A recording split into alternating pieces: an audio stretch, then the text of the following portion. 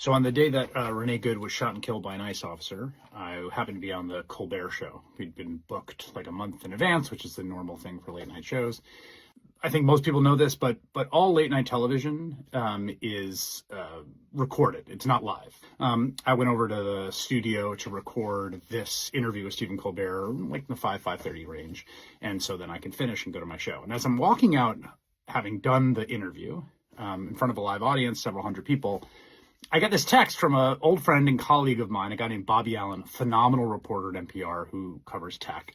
And he's been working on reporting on prediction markets, Polymarket and Kalshi, and these new sites that allow you to basically bet on any future outcome. And he sends me this screenshot. Now, as you can see, this is a market that now exists on Kalshi for what I am going to say on Stephen Colbert. You can make bets there on, like, will I say Donald Trump? Will I say affordability? Will I mention China or Russia? And I was sort of shocked by this. I didn't realize really that you can bet on something as niche and obscure as like what I say on Stephen Colbert. But there was a $22,000 market, meaning like there's like $22,000 worth of bets happening on this. And of course, the crazier thing about it to me was that this wasn't a future event. This had happened. We had recorded it. I, Stephen Colbert, the production staff, and all the people in the building know what I said or didn't say. So I was sort of shocked by this, and Bobby and I were texting about it. And then I guess what happened is Kalshi has a homepage, and sometimes they feature random bets, and they featured this bet on the homepage. And that market, which when Bobby first sent it to me was like at $22,000, goes to this. $800,000, almost $900,000. Like close to $1 million market on what I will say on Colbert when it has been pre-recorded. Here's the thing about this, right? Sean Patrick Maloney, who used to be a Democratic congressman, is no longer in office.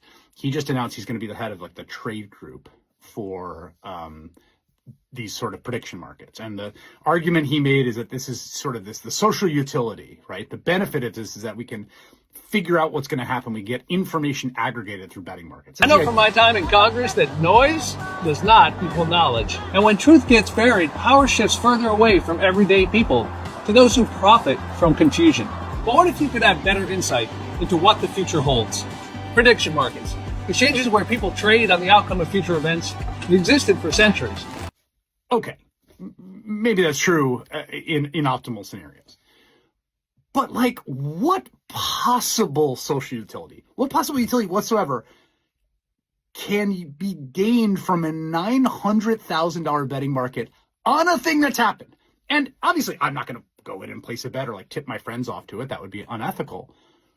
But a lot of people would. And for a lot of the bets that are on Kalshi, it just seems like these are essentially opportunities for people with inside information to monetize their inside information. That's why you've got this story about a big whale that entered into one of the betting markets on a Venezuela operation the night before it was announced, $400,000 bet.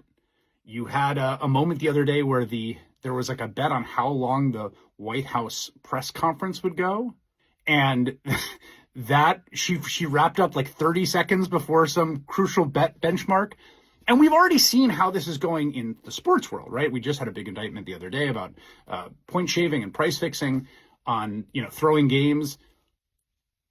We are just going to have an absolute epidemic of scams flowering everywhere you look. And I feel like an old man. I cannot believe this is legal. I really think it shouldn't be.